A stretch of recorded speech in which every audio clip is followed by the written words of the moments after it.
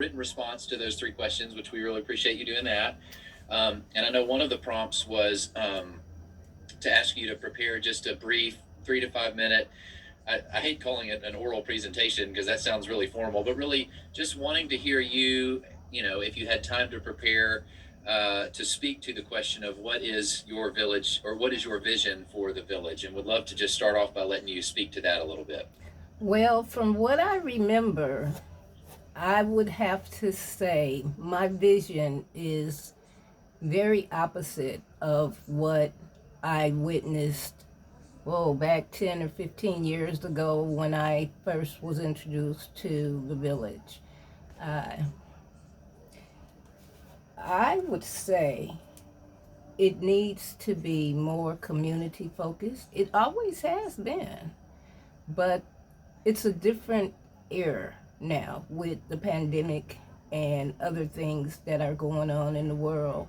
So it could be that it's time for a change. And you may notice that I never use the name. I always just said the village because number one, that's a big start. You want to give it a fresh look and you want people to know it as you want them to know it, not as how they knew or remembered it. So, all of that to say, how do I view the village? I love it. I mean, it's a great location. It has multi-purpose. It's a multi-purpose facility, and it's right there in the community. How do you get the community to embrace it, to move it forward and forward some more? Yeah. Thank you for sharing that. Excuse me. Oh, okay. Hmm. So a few other questions. Would love to know if you could just tell us a little bit about your leadership style and kind of how you would see yourself taking on this role as executive director at Caritas. I don't know if I have enough information about how Caritas is ran to be extremely accurate in answering that question. But as far as me taking on the role, what type of leadership do I have a mix of skills. So I'm not just straight servant, not just straight democratic, and people are different. So you have to bend the rules a little to meet them where they're at and bring them up maybe to where you want them to be. It's a difficult question to answer, but you have to be able to roll with the punches. You cannot be strict, authoritarian. You cannot just say, do as I do and be through with it. It's best to have a working personality. That way, everybody trusts one another and they work well with each other. That's pretty much how I look at that. Okay, thank you. Um, Next question. Would love to know, on your resume, you've obviously have a wealth of experience, and you shared some of that with Megan and I on the phone about you've been able to experience a lot of different types of work and things in your life. Um, I'd love to know maybe what are three things that you are most committed to or most important to you. Unfortunately, the world. I am so into people. I have this massive, overwhelming heart for the good of the community, for the good of the world.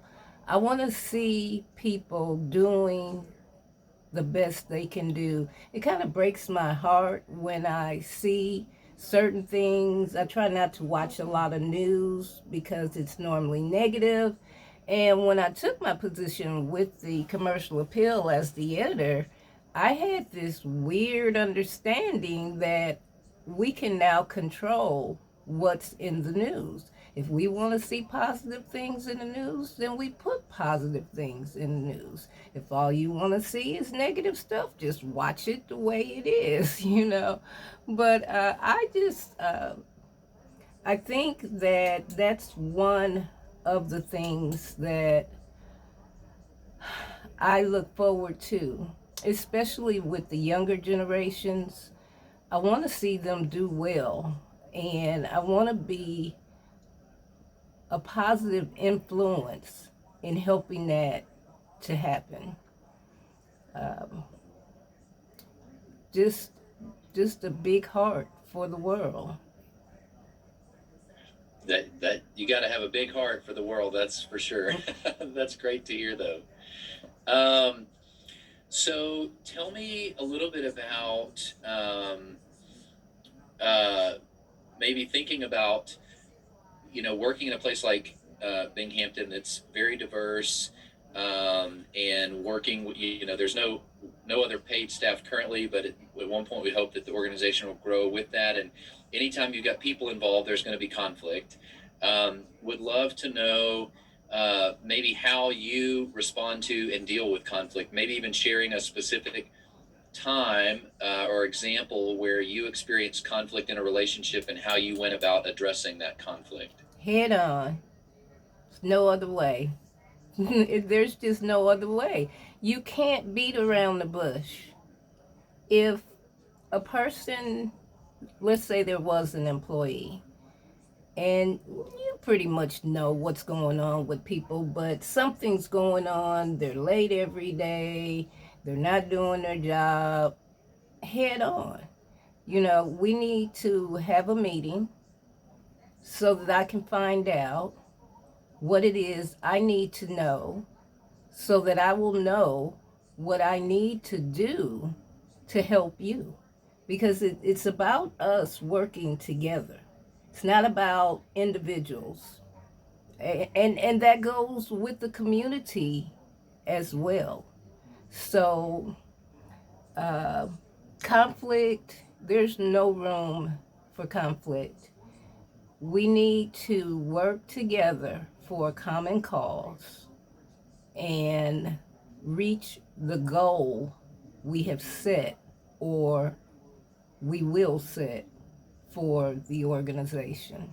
So there's really no room for conflict. I don't, I don't know. I can't say I avoid it.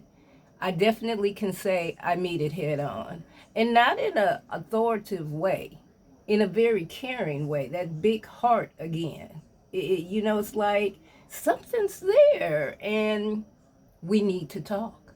I mean, I'm not your mom, I'm not your big sister, not any of that, but I'm your friend and I care about you. And I want to know what I can do because I can see it coming. I Mm. mean, you know it's going to Thank, have to happen. Excuse me. yeah, Mm. thank you for sharing. That's helpful. Uh, and yeah, I think that's great to address it head on for sure. Um, one of the beautiful things about Binghamton as a neighborhood is its diversity, and that's um, black, white, Latino, refugees from all corners of the world, different faiths, um, different life experiences, different. I mean, it is one of the most diverse communities in the city, um, and there can be challenges with that too, though, right? Because with that, the beauty of diversity, there's a lot of differences of perspectives and experiences, and I would love to know maybe what you would see as a challenging aspect of working within a diverse environment like that, and how you would go about doing that. Language. They say music is, Tell me more. yeah, but you can't get the message across if you can't communicate. So, language. I'm not an avid Spanish speaker, but guess what? I'm willing to learn if you can teach. Um, as well as any other language. Teach me how to say a few phrases and lead me to knowing more and better about your culture, your habits. What do you like to eat? What kind of vegetables do you serve and how do you prepare them?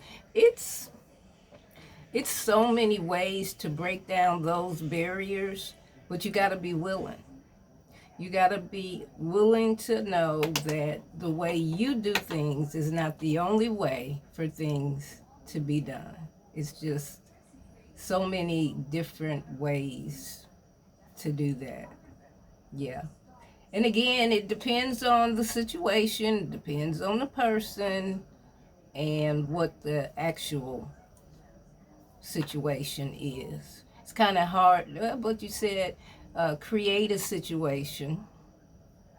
It's kind of hard to create a situation. I just really believe in addressing things as, please tell me, and I will be saying this to the other person, what is it that I can do to assist our relationship to grow? Because I'm understanding the diversity.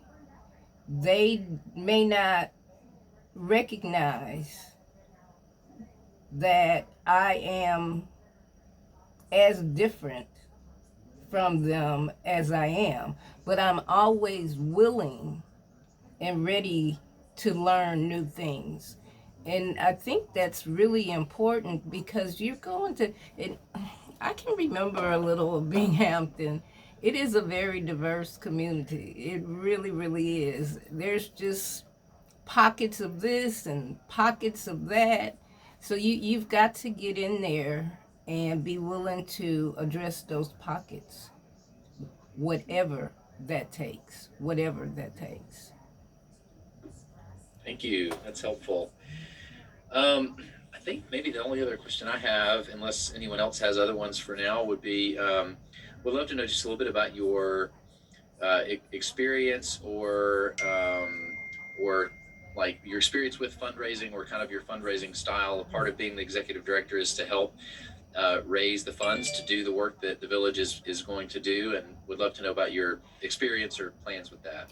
Well, I'm not sure if you guys do federal, local, or state, but I've had experience in all three of those areas. I really treat everything the same. It doesn't matter to me if it's a federal funded grant or anything other than unrestricted funds is going to be put in the proper categories. That's so important. I see so many agencies that don't grow because they obviously don't know how to restrict funds. If you say you're going to use the funding to do this, then do that with the funding. But with my fundraising, after you determine the need, you have to get the individuals involved. You have to depend on the community to help you. Your staff, of course, you have your board and you have the pamphlet, what every board member should know. I've always believed that all boards should have board meetings that include that document because a lot of people who are on boards are on there for various reasons. And the number one should be to support the mission of the organization. It really should.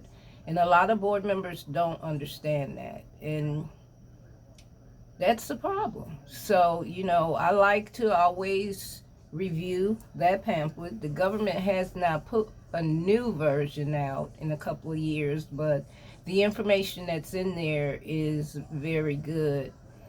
And as far as the fundraising part goes, I personally like to be creative with the fundraising, and especially when you're in a diverse community like Binghamton. It's a lot of ways to show in this in kind, donations. It's not all about the money. It's about the money, but it's not all about the money. Somebody needs to cut that grass. Somebody needs to clean those gutters.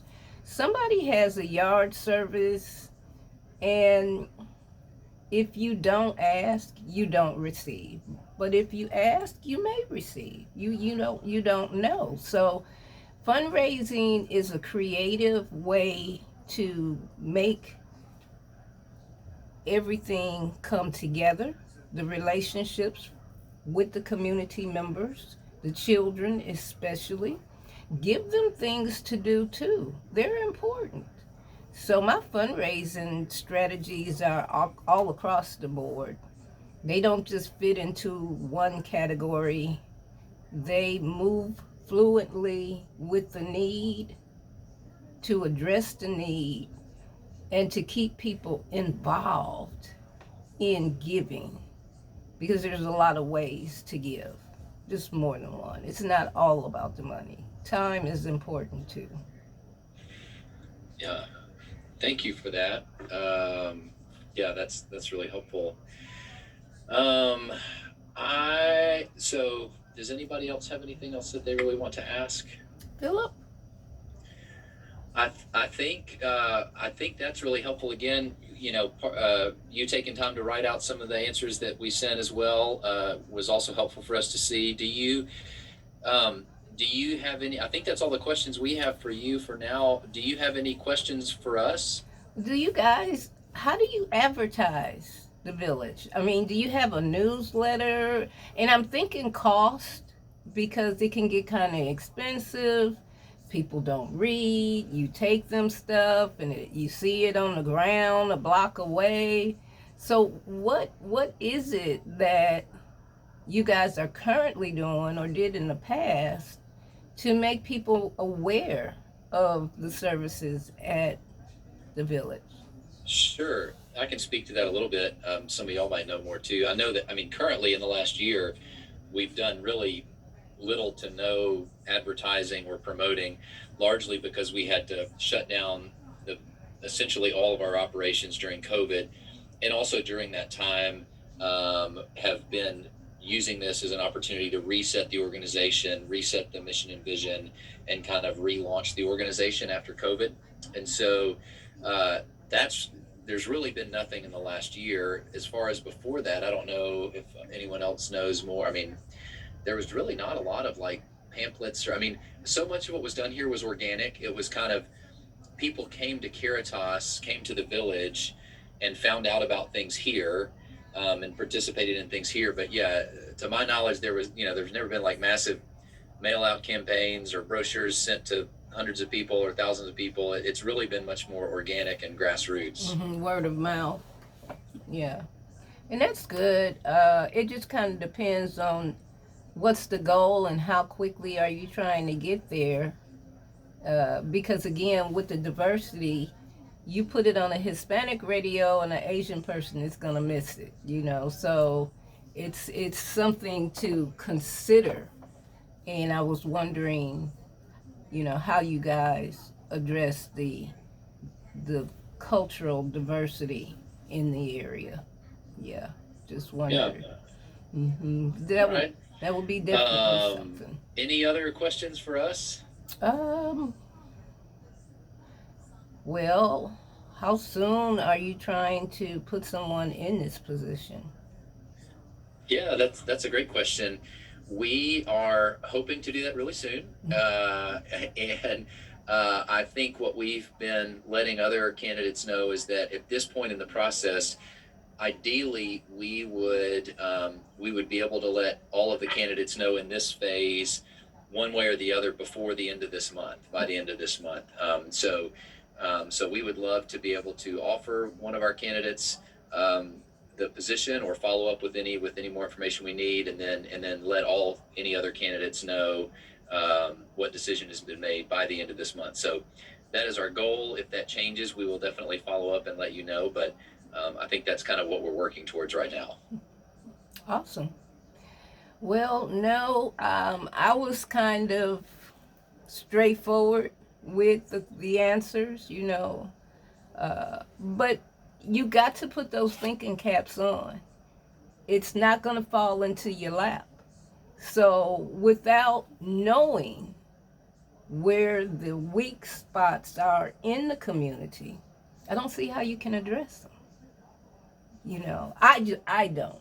I think that some research, some data collection, some kind of study on the area is an important step into having success in revitalizing the organization.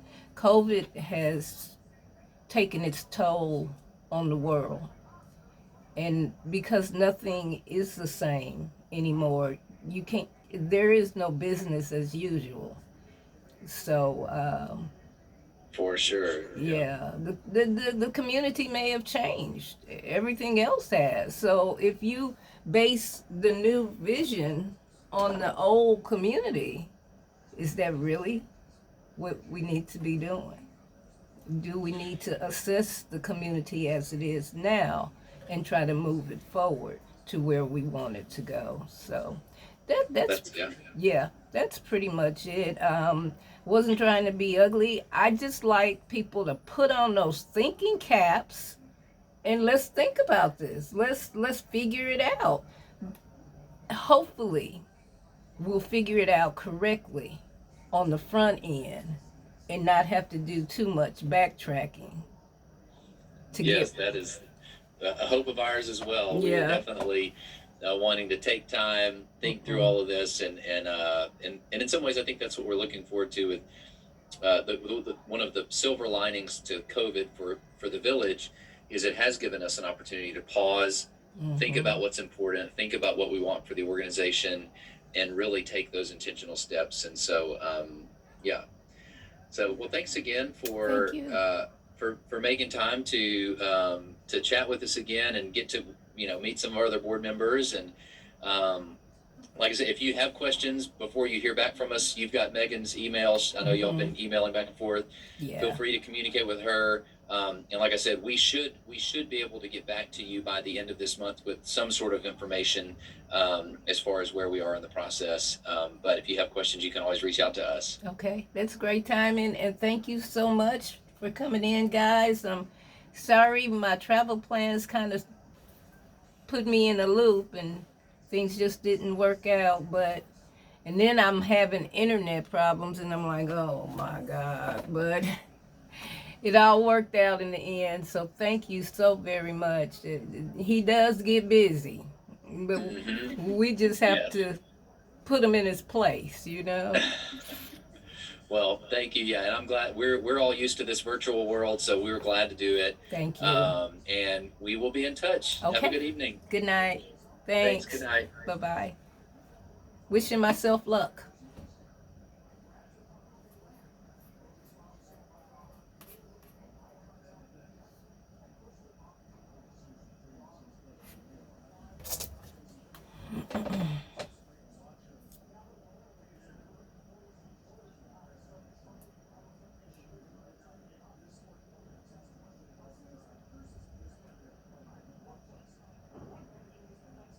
And we haven't talked in I think maybe 2 weeks. Didn't want anything